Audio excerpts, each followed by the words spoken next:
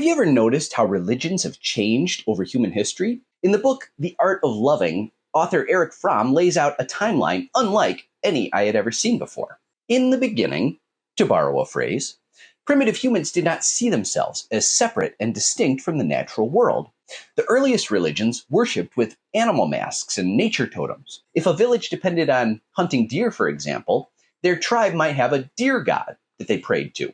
Because they were dependent on that animal for survival, it was fetishized in the religious sense of the word. Objects or icons associated with that animal might be venerated and imbued with supernatural potency.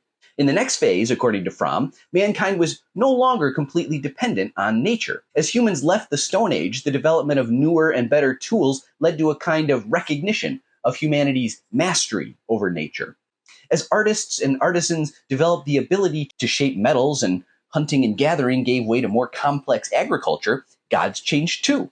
This period was marked with idols made of clay, silver, and gold.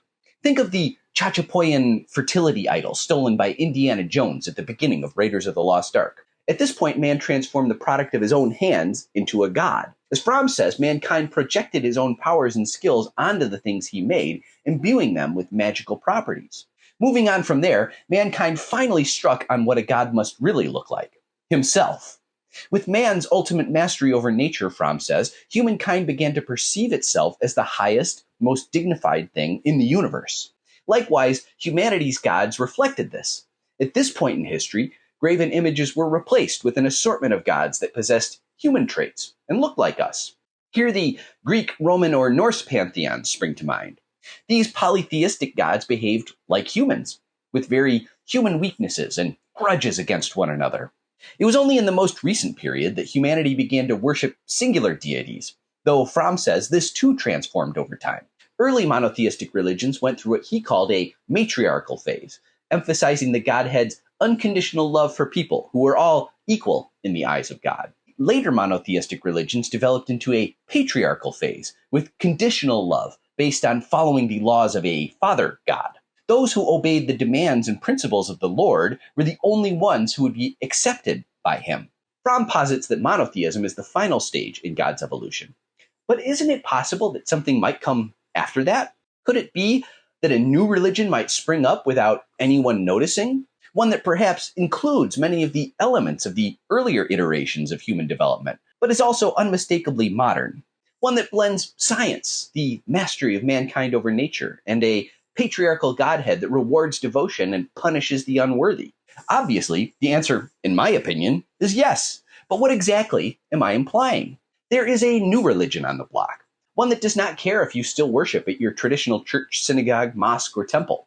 This new religion is a blend of humankind's ancient tendency to worship his own handiwork and marvel at his mastery over nature, combined with an all-powerful entity that rewards the faithful and punishes the weak. This religion has its own sacred texts, holy men, even cable channels. This new religion has spread to every corner of the globe and won converts in the halls of power in just about every nation on earth. This religion has its own priestly class, preserving orthodoxy and excommunicating heretics. The religion is known as free market capitalism, and its all-powerful deity is called the market. A bit too far? Perhaps.